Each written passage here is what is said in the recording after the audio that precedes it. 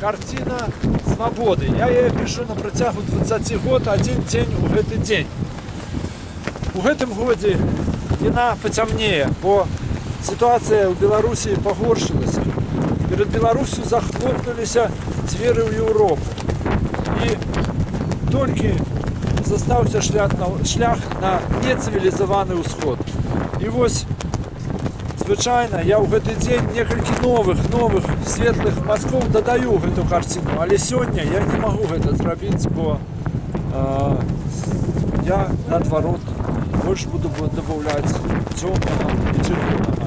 І я бы хацеў проста паказаць, выліваецца. Просто чорнымі фарбамі